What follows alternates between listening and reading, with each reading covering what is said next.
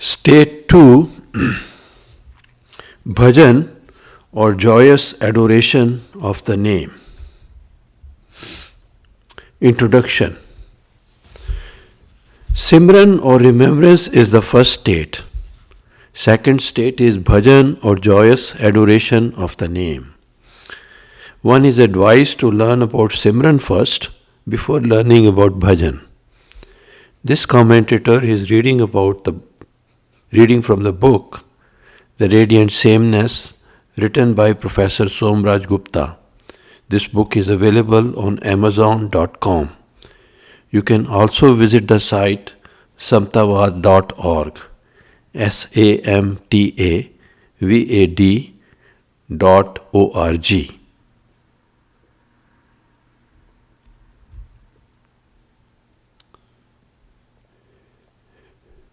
Mangat Ram Ji gave us Maha Mantra, Om, Brahm, Satyam, Nirankar, Ajanma, Advait, Purkha, Sarvyapak, Kalyan Murat, Parmeshwarai, Namastam.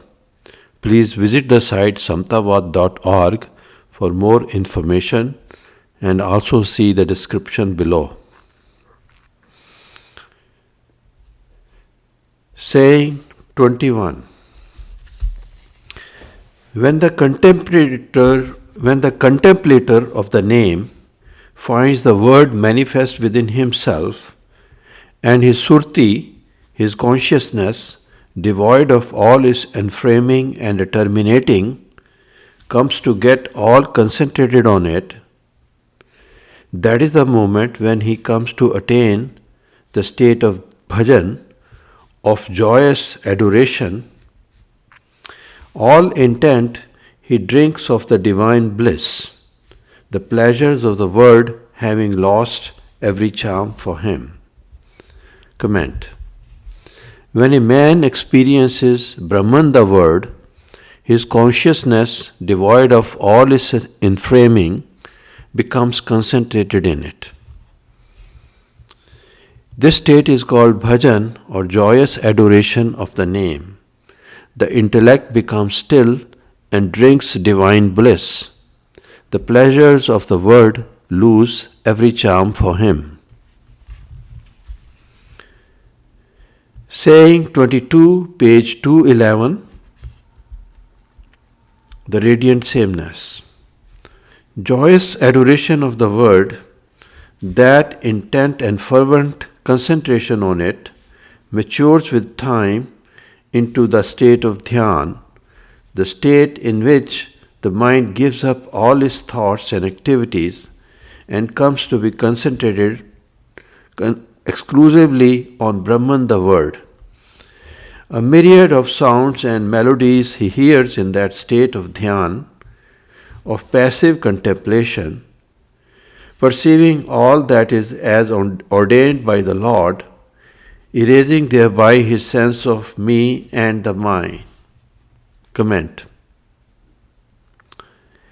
As a man gets concentrated in bhajan or joyous adoration, he attains the third state of dhyan or passive contemplation.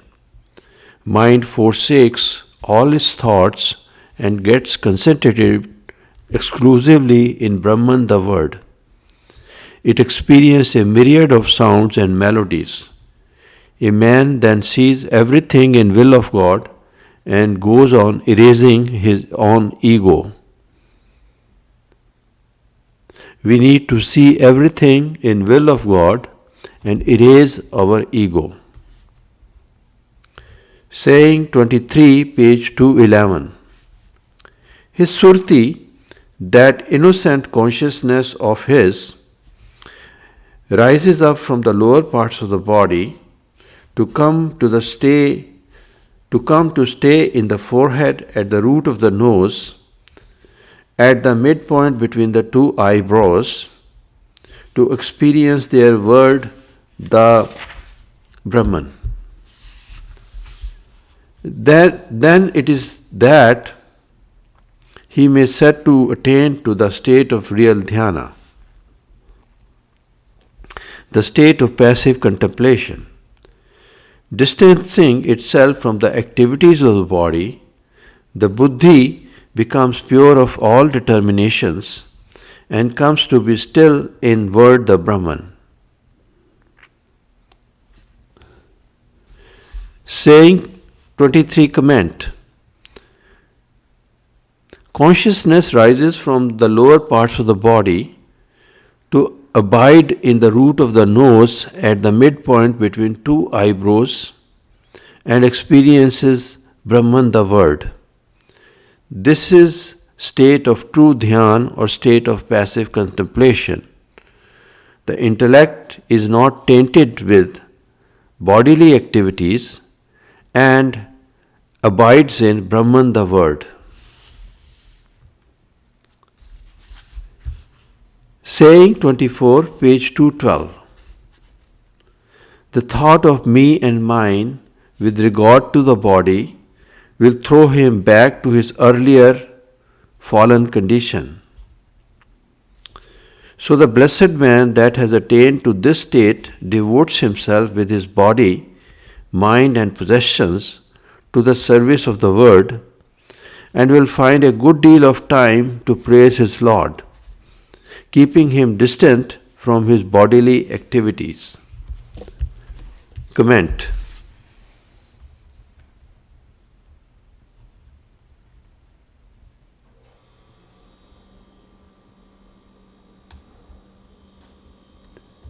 Self-identification of the body causes a fall from this state.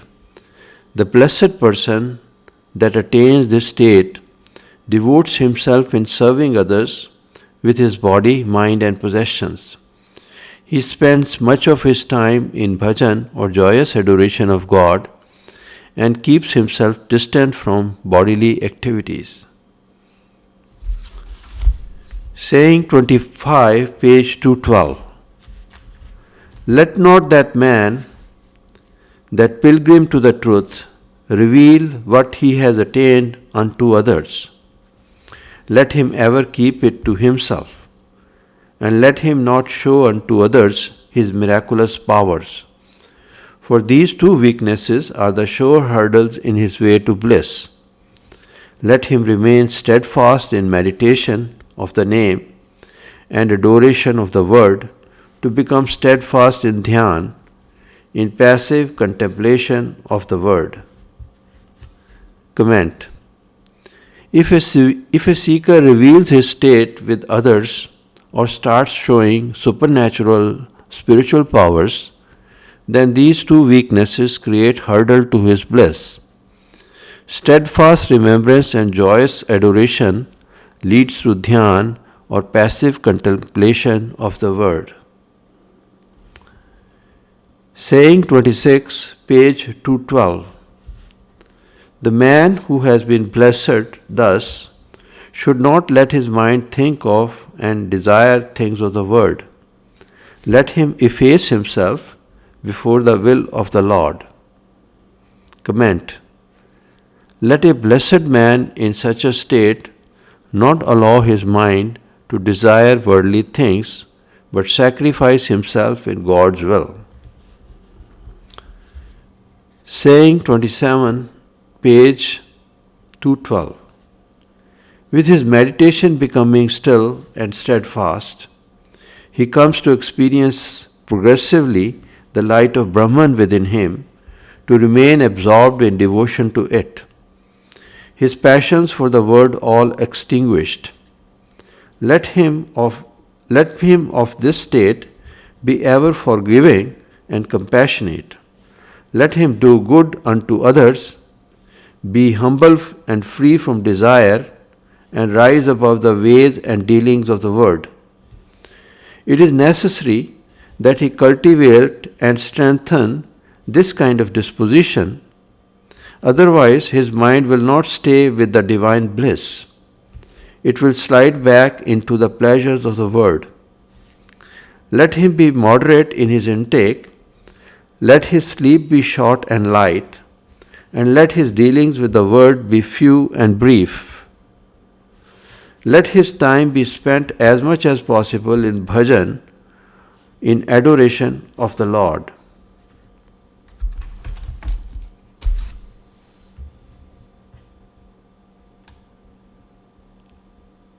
Comment.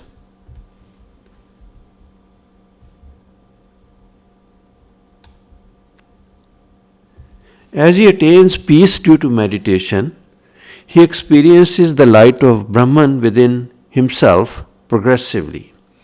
He gets freed from worldly desires and remains absorbed in devotion of God. A man that has attained such a state should remain steadfast in virtues like forgiveness, compassion, doing good to others, humility, selfless in action, and detachment. Otherwise, the mind forsakes spiritual bliss and starts indulging in worldly pleasures. Let his intake, sleep, and dealings be moderate. Let him spend his time as much as possible in bhajan or joyous adoration of God. Saying 28, page 212. Let him concentrate with deep intent and every moment on the word within him. His passion for work left to the will of the Lord to decide and direct. This contemplation and this disposition will make him dwell in the word, will lead him to the state of dhyan. His adoration of the Lord will be a joyous adoration, joyous in the extreme. Let him not be carried away by it. Let him absorb that joy in himself, keep it under restraint, and live and move all humble in the world. Comment. Let a man experience the word with firm determination every moment. Let him dedicate his passion of karma or action to the will of God. Then he will attain state of dhyan or passive contemplation of the word. Let him not get carried away by the bliss he experiences. Let him not get carried away by the bliss he experiences in his meditation and live humbly in the word. Saying 29, page 213. A man who is more dedicated to Simran, meditation on the name, and to bhajan, joyous adoration of the Lord, and less distracted by the pleasures of the world, will find his mind get pure of the latter.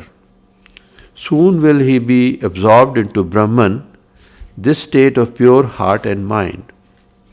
For long has the passion to set up false phenomena pursued this living being. For too long, this disease of his mind has inflicted him, letting him not even a moment's respite from the frustrations and unrest. Therefore, there has to be no let off in his endeavors, no relaxation in his efforts to make his mind come to be still and established in the word. For only then will he come to be still and action free. Only then will he find that peace eternal and indivisible. Comment.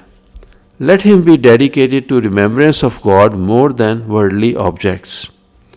Such a pure-hearted man would soon be absorbed into Brahman.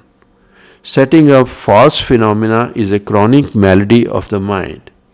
He is unable to have even a moment's respite from frustrations due to it. If a man strives steadfastly to abide his mind into word the true, he would experience imperishable, action-free peace. Saying 30, page 213. A man who makes his mind dwell and get concentrated on word the indivisible, dwell on it each and every moment, refusing to identify himself with every state of being that comes his way, shall come to rest in the state of dhyan, in the state of passive contemplation in all is truth. Comment. Let him dwell his mind into eternal word each and every moment and eradicate his identification with the body. Then he can attain true state of dhyan or passive contemplation of the word. This concludes the chapter on bhajan or joyous adoration of the name.